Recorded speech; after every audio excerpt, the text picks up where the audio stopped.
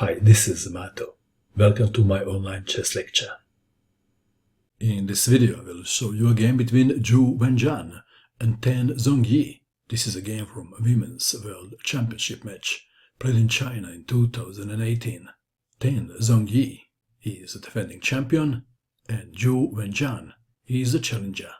Wenjun had white pieces and she started with d4. Tan Zhongyi played d5. c4, queen's gambit, e6 declined, knight to f3, knight to f6, g3, transposing to the Catalan opening, d takes on c4, bishop to g2, knight to c6, and Wenjun castled kingside. Black to move, rook to b8 was played, intending b5, if immediately b5, this has a tiny downside. Knight to e5. And white is winning. Back to our game. Rook to b8. Knight to c3. Now b5. Knight to e5. Knight takes on e5. D takes on e5. Black to move. Knight to d7, attacking the pawn on e5. Queen takes on d1. Does not bring black an advantage. After rook takes on d1, white is slightly better. The best black can hope for is a draw. Knight to d7. This is very interesting moment of the game. White to move. Wenjun, player with the white pieces, surprised her opponent by playing queen to c2. This is a bit of a newish move. Let's go back. Queen to d4, defending the pawn, is the most played move.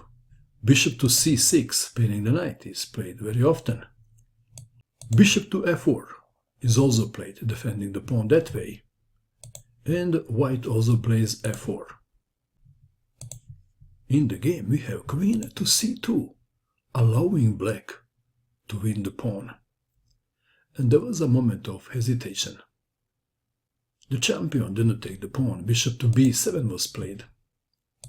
If knight takes on e5, there is no immediate punishment, but white gets a good development. After bishop to e3, attacking the pawn on a7, let's say a6 is played, then rook from f to d1, attacking the queen after bishop to d6, a4. Back to our game. After queen to c2, we have bishop to b7. Bishop takes on b7, rook takes on b7, rook to d1, pinning the knight, bishop to e7, intending to castle kingside. White to move, how would you continue? Wenjun played a queen to e4, attacking the rook first.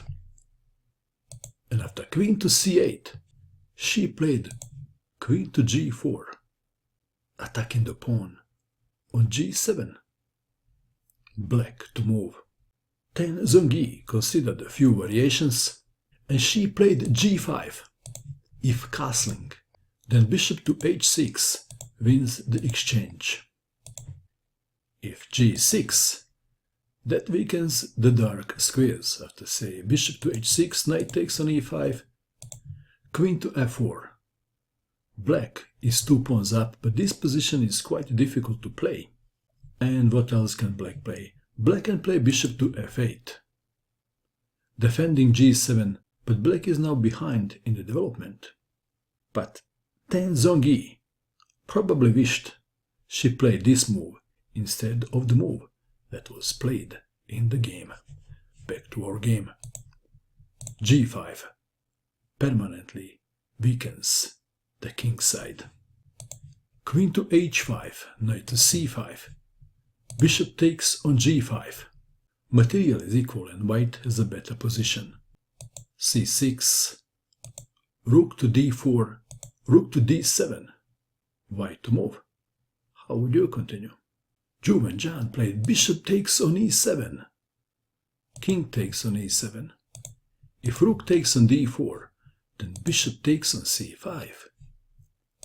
So we have king takes bishop on e7, queen to h4 check, king to e8, rook from a to d1, queen to d8, offering to exchange queens. Queen takes queen on d8 is also a good move, Queen to f4 was played.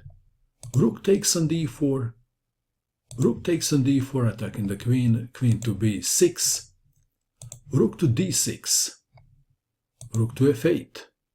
Knight to e4. Knight takes on e4. Queen takes on e4, attacking the pawn on c6. And how to defend the pawn? Removing the target has a tiny downside. Queen to b7 was played. Rook takes pawn on c6. King to d7, attacking the pinned rook. How would you solve the problem? Please pause and find the best move for white. What did you find? White played a move when black resigned. And the move is Queen to d4 check. Black resigned. If the king goes to e8, one line goes like this. Queen to c5. King to d7. Queen to d6 check. King to e8. Rook to c7, threatening queen to e7 checkmate. And then black must give up the queen. And what else?